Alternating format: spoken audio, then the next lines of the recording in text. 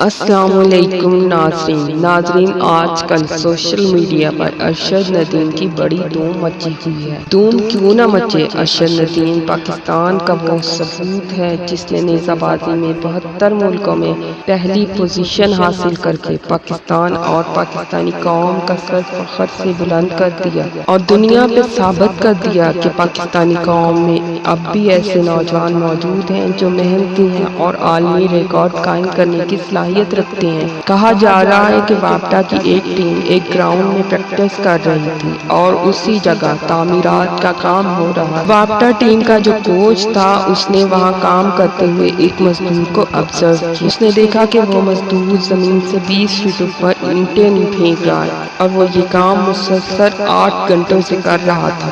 Coach اس کے کام سے بہت متاثر ہوا اور وہ اس کے پاس گیا اور اس کو نیزہ بازی میں حصہ لینے کی پیشکش کی، جس کے لیے وہ مان گیا اور اس کے بعد کوچ نے اس کی ٹریننگ شروع کر دی اور اسی مزدور کا نام ہے ارشد ندیم جو میاں چنو کا رہنے والا ہے۔ ارشد ندیم نے کوہنی اور گھٹنے کی تکلیف کے باوجود کامن ویلتھ گیمز 2022 میں حصہ لے کر نیزہ بازی میں کمال مہارت دکھاتے ہوئے اپنا نیزہ 90.18 میٹر یعنی 295 دور پھینکا اور تاریخ کا سب سے بڑا سکور کیا اور پاکستان کو گولڈ میڈل کا حقدار ثابت کیا۔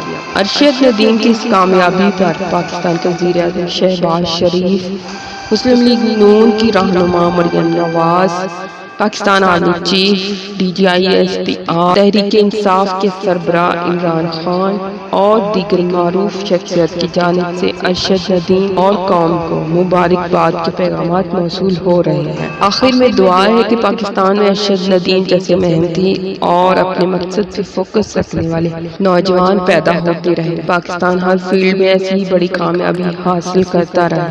آمین۔ پاکستان زندہ باد۔